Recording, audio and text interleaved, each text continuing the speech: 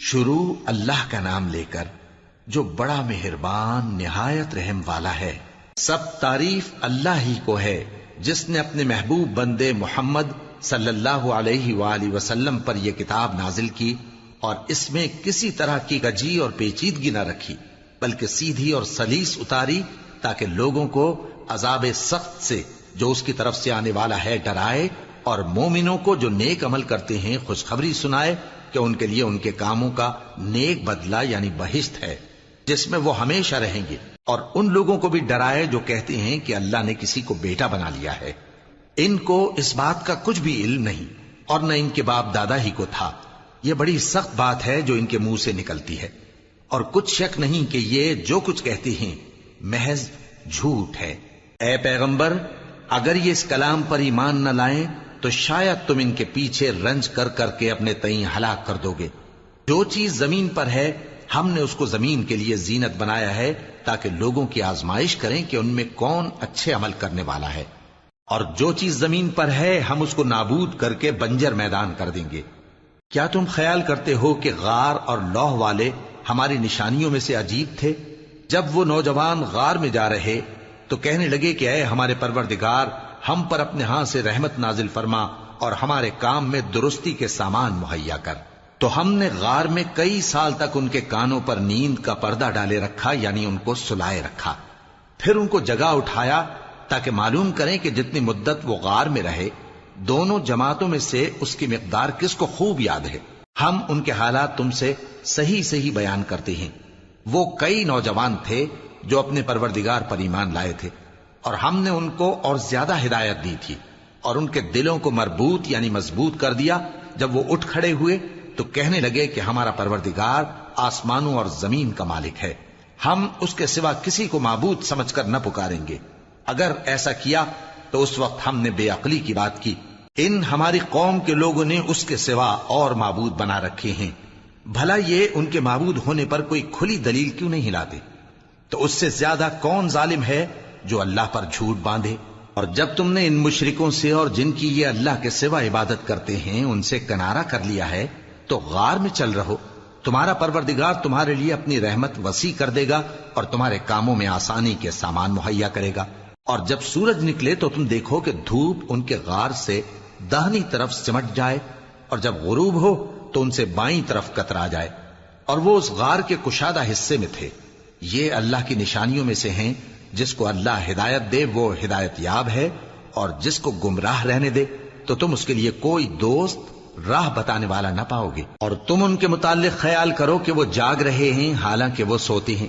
اور ہم ان کو دائیں اور بائیں کروٹ بدلاتے تھے، اور ان کا کتا چوکھٹ پر دونوں ہاتھ پھیلائے ہوئے تھا۔ اگر تم ان کو جھانک کر دیکھتے تو پیٹ پھیر کر بھاگ جاتے اور ان سے دہشت میں آ جاتے۔ اور اسی طرح ہم نے ان کو اٹھایا تاکہ آپس میں ایک دوسرے سے دریافت کریں۔ ایک کہنے والے نے کہا کہ تم یہاں کتنی مدت رہے؟ انہوں نے کہا کہ 1 دن یا اس سے بھی کم۔ انہوں نے کہا کہ جتنی مدت تم رہے ہو تمہارا پروردگار ہی اس کو خوب جانتا ہے، تو اپنے میں سے کسی کو یہ روپیہ دے کر شہر بھیجو، وہ دیکھے کہ نفیس کھانا کون سا ہے تو اس میں سے کھانا لے آئے، اور احتیاط سے آئے جائے اور تمہارا حال کسی کو نہ بتائے۔ اگر وہ تم پر دسترس پا لیں گے تو تمہیں سنسار کر دیں گے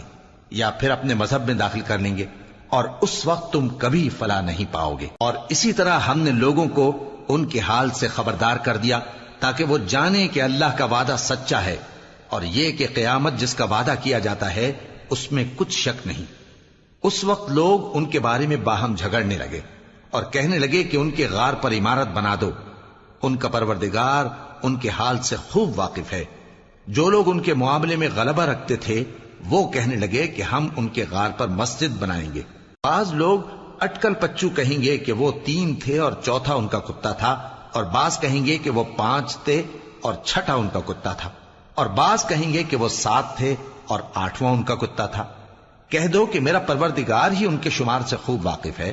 ان کو جانتے بھی ہیں تو تھوڑے ہی لوگ جانتے ہیں۔ تو تم ان کے معاملے میں بحث نہ کرنا مگر سرسری سی بحث، اور نہ ان کے بارے میں ان میں سے کسی سے کچھ دریافت ہی کرنا، اور کسی کام کی نسبت نہ کہنا کہ میں اسے کل کر دوں گا، مگر انشاءاللہ کہہ کر یعنی اگر اللہ چاہے تو کر دوں گا۔ اور جب اللہ کا نام لینا بھول جاؤ تو یاد آنے پر لے لو۔ اور کہہ دو کہ امید ہے کہ میرا پروردگار مجھے اس سے بھی زیادہ ہدایت کی باتیں بتائے۔ اور اصحاب کہف اپنے غار میں 9 پر 300 سال رہے۔ کہہ دو کہ جتنی مدت وہ رہے اسے اللہ ہی خوب جانتا ہے، اسی کو آسمانوں اور زمین کی پوشیدہ باتیں معلوم ہیں، وہ کیا خوب دیکھنے والا اور کیا خوب سننے والا ہے۔ اس کے سوا ان کا کوئی کارساز نہیں، اور نہ وہ اپنے حکم میں کسی کو شریک کرتا ہے۔ اور اپنے پروردگار کی کتاب کو جو تمہارے پاس بھیجی جاتی ہے پڑھتے رہا کرو، اس کی باتوں کو کوئی بدلنے والا نہیں، اور اس کے سوا تم کہیں پناہ بھی نہیں پاؤ گے۔ اور جو لوگ صبح و شام اپنے پروردگار کو پکارتے اور اس کی خوشنودی کے طالب ہیں، ان کے ساتھ صبر کرتے رہو، اور تمہاری نگاہیں ان میں سے گزر کر اور طرف نہ دوڑیں کہ تم دنیاوی زندگی کی رونقوں کے خواستگار ہو جاؤ۔ اور جس شخص کے دل کو ہم نے اپنی یاد سے غافل کر دیا ہے اور وہ اپنی خواہش کی پیروی کرتا ہے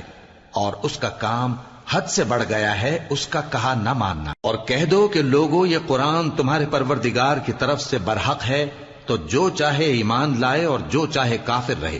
ہم نے ظالموں کے لیے دوزخ کی آگ تیار کر رکھی ہے جس کی قناتیں ان کو گھیر رہی ہوں گی، اور اگر فریاد کریں گے تو ایسے کھولتے ہوئے پانی سے ان کی داد رسی کی جائے گی جو پگھلے ہوئے تانبے کی طرح گرم ہوگا، اور جو ان کے چہروں کو بھون ڈالے گا۔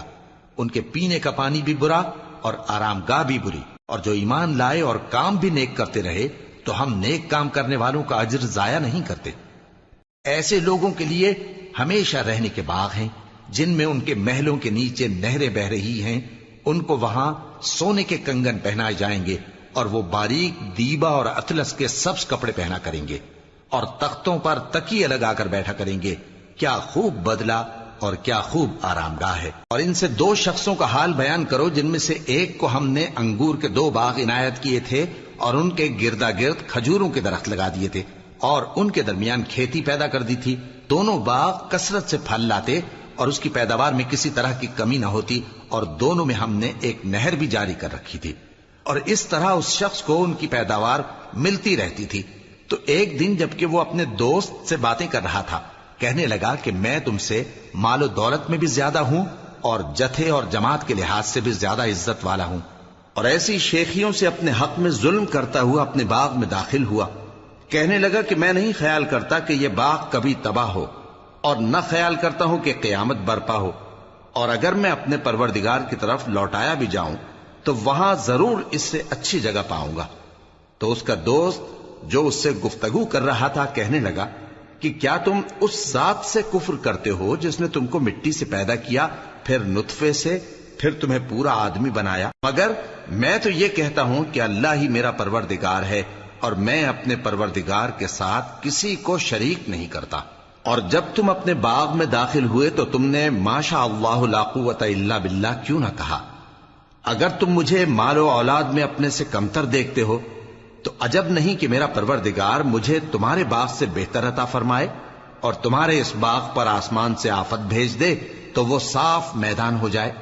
یا اس باغ کی نہر کا پانی گہرائی میں اتر جائے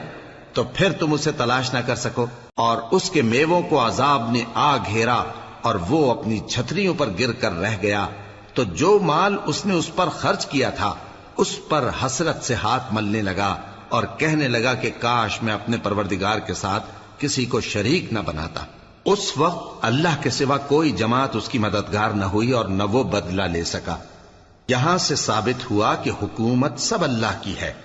جو معبود برحق ہے وہی بہترین ثواب عطا کرنے والا اور بہترین انجام لانے والا ہے۔ اور ان سے دنیا کی زندگی کی مثال بھی بیان کر دو کہ وہ ایسی ہے جیسے پانی جسے ہم نے آسمان سے برسایا تو اس کے ساتھ زمین کی پیداوار مل کر نکلی، پھر وہ چورا چورا ہو گئی کہ ہوائیں اسے اڑاتی پھرتی ہیں، اور اللہ تو ہر چیز پر قدرت رکھتا ہے۔ مال اور بیٹے تو دنیا کی زندگی کی رونق و زینت ہیں، اور نیکیاں جو باقی رہنے والی ہیں وہ ثواب کے لحاظ سے تمہارے پروردگار کے ہاں بہت اچھی اور امید کے لحاظ سے بہت بہتر ہیں۔ اور جس دن ہم پہاڑوں کو چلائیں گے اور تم زمین کو صاف میدان دیکھو گے، اور ان لوگوں کو ہم جمع کر لیں گے تو ان میں سے کسی کو بھی نہیں چھوڑیں گے، اور سب تمہارے پروردگار کے سامنے صف باندھ کر لائے جائیں گے، تو ہم ان سے کہیں گے کہ جس طرح ہم نے تم کو پہلی بار پیدا کیا تھا اسی طرح آج تم ہمارے سامنے آئے، لیکن تم نے تو یہ خیال کر رکھا تھا کہ ہم نے تمہارے لیے قیامت کا کوئی وقت مقرر ہی نہیں کیا، اور اعمال کی کتاب کھول کر رکھی جائے گی تو تم گناہگاروں کو دیکھو گے کہ جو کچھ اس میں لکھا ہوگا اس سے ڈر رہے ہوں گے، اور کہیں گے ہائے شامت، یہ کیسی کتاب ہے کہ نہ چھوٹی بات کو چھوڑتی ہے نہ بڑی کو، کوئی بات بھی نہیں مگر اسے لکھ رکھا ہے، اور جو جو عمل کیے ہوں گے سب کو حاضر پائیں گے، اور تمہارا پروردگار کسی پر ظلم نہیں کرے گا۔ اور جب ہم نے فرشتوں کو حکم دیا کہ آدم کو سجدہ کرو تو سب نے سجدہ کیا مگر ابلیس نے نہ کیا، وہ جنات میں سے تھا تو اپنے پروردگار کے حکم سے باہر ہو گیا۔ کیا تم اس کو اور اس کی اولاد کو میرے سوا دوست بناتے ہو، حالانکہ وہ تمہارے دشمن ہیں، اور شیطان کی دوستی ظالموں کے لیے اللہ کی دوستی کا برا بدل ہے۔ میں نے ان کو نہ تو آسمانوں اور زمین کے پیدا کرنے کے وقت بلایا تھا اور نہ خود ان کے پیدا کرنے کے وقت، اور میں ایسا نہ تھا کہ گمراہ کرنے والوں کو مددگار بناتا۔ اور جس دن اللہ فرمائے گا کہ اب میرے شریکوں کو جن کی نسبت تم معبود ہونے کا گمان رکھتے تھے بلاؤ، تو وہ ان کو بلائیں گے مگر وہ ان کو کچھ جواب نہ دیں گے، اور ہم ان کے درمیان ہلاکت کی ایک جگہ بنا دیں گے، اور گناہگار لوگ دوزخ کو دیکھیں گے تو یقین کر لیں گے کہ وہ اس میں پڑنے والے ہیں، اور اس سے بچنے کا کوئی راستہ نہ پائیں گے۔ اور ہم نے اس قرآن میں لوگوں کے سمجھانے کے لیے طرح طرح کی مثالیں بیان فرمائی ہیں، لیکن انسان سب چیزوں سے بڑھ کر جھگڑالو ہے، اور لوگوں کے پاس جب ہدایت آ گئی تو ان کو کس چیز نے منع کیا کہ ایمان لائیں اور اپنے پروردگار سے بخشش مانگیں، بجز اس کے کہ اس بات کے منتظر ہوں کہ انہیں بھی پہلوں کا سا معاملہ پیش آئے یا ان پر عذاب سامنے سے آ جائے۔ اور ہم جو پیغمبروں کو بھیجا کرتے ہیں تو صرف اس لیے کہ لوگوں کو اللہ کی نعمتوں کی خوشخبریاں سنائیں اور عذاب سے ڈرائیں، اور جو کافر ہیں وہ باطل کی مدد سے جھگڑا کرتے ہیں تاکہ اس سے حق کو پھسلا دیں، اور انہوں نے ہماری آیتوں کو اور جس چیز سے ان کو ڈرایا جاتا ہے اسے ہنسی بنا لیا ہے۔ اور اس سے بڑھ کر ظالم کون، جس کو اس کے پروردگار کی آیات کے ذریعے سمجھایا گیا تو اس نے ان سے منہ پھیر لیا، اور جو اعمال وہ آگے کر چکا اس کو بھول گیا۔ ہم نے ان کے دلوں پر پردے ڈال دیے کہ اسے سمجھ نہ سکیں، اور کانوں میں ثقل پیدا کر دیا ہے کہ سن نہ سکیں، اور اگر تم ان کو رستے کی طرف بلاؤ تو کبھی رستے پر نہ آئیں گے، اور تمہارا پروردگار بخشنے والا صاحب رحمت ہے۔ اگر وہ ان کے کرتوتوں پر ان کو پکڑنے لگے تو ان پر جھٹ عذاب بھیج دے، مگر ان کے لیے ایک وقت مقرر کر رکھا ہے کہ اس کے عذاب سے کوئی پناہ کی جگہ نہ پائیں گے۔ اور یہ بستیاں جو ویران پڑی ہیں، جب انہوں نے کفر کر کے ظلم کیا تو ہم نے ان کو تباہ کر دیا، اور ان کی تباہی کے لیے ایک وقت مقرر کر دیا تھا۔ اور جب موسیٰ نے اپنے شاگرد سے کہا کہ جب تک میں دو دریاؤں کے ملنے کی جگہ نہ پہنچ جاؤں ٹلنے کا نہیں، خاص صدیوں چلتا رہوں، پھر جب وہ دونوں ان دریاؤں کے سنگم پر پہنچے تو اپنی مچھلی بھول گئے، پھر اس مچھلی نے دریا میں سرنگ کی طرح اپنا رستہ بنا لیا۔ جب آگے چلے تو موسیٰ نے اپنے شاگرد سے کہا کہ ہمارا کھانا لاؤ، اس سفر سے ہم کو بہت تکان ہو گئی ہے۔ اس نے کہا کہ بھلا آپ نے دیکھا کہ جب ہم نے اس چٹان کے پاس آرام کیا تھا تو میں مچھلی وہیں بھول گیا، اور مجھے آپ سے اس کا ذکر کرنا شیطان نے بھلا دیا، اور اس مچھلی نے عجیب طرح سے دریا میں اپنا رستہ بنایا۔ موسیٰ نے کہا یہی تو وہ مقام ہے جسے ہم تلاش کرتے تھے، تو وہ اپنے پاؤں کے نشان دیکھتے دیکھتے لوٹ گئے۔ وہاں انہوں نے ہمارے بندوں میں سے ایک بندہ دیکھا جس کو ہم نے اپنے ہاتھ سے رحمت خاص سے نوازا تھا اور اپنے پاس سے ایک خاص علم بخشا تھا۔ موسیٰ نے ان سے، جن کا نام خضر تھا، کہا کہ جو علم اللہ کی طرف سے آپ کو سکھایا گیا ہے، اگر آپ اس میں سے مجھے کچھ بھلائی کی باتیں سکھائیں تو میں آپ کے ساتھ رہوں۔ خضر نے کہا کہ تم میرے ساتھ رہ کر صبر نہیں کر سکو گے، اور جس بات کی تمہیں خبر ہی نہیں اس پر صبر کر بھی کیسے سکتے ہو؟ موسیٰ نے کہا اللہ نے چاہا تو آپ مجھے صابر پائیے گا، اور میں آپ کے ارشاد کے خلاف نہیں کروں گا۔ خضر نے کہا اگر تم میرے ساتھ رہنا چاہو تو شرط یہ ہے مجھ سے کوئی بات نہ پوچھنا جب تک میں خود اس کا ذکر تم سے نہ کروں۔ تو دونوں چل پڑے، یہاں تک کہ جب کشتی میں سوار ہوئے تو خضر نے کشتی کو پھاڑ ڈالا۔ موسیٰ نے کہا کیا آپ نے اس کو اس لیے پھاڑا ہے کہ سواروں کو غرق کر دی؟ یہ تو آپ نے بڑی عجیب بات کی۔ خضر نے کہا کیا میں نے نہیں کہا تھا کہ تم میرے ساتھ صبر نہ کر سکو گے؟ موسیٰ نے کہا کہ جو بھول مجھ سے ہوئی اس پر مواخذہ نہ کیجیے اور میرے معاملے میں مجھ پر مشکل نہ ڈالیے۔ پھر دونوں چلے،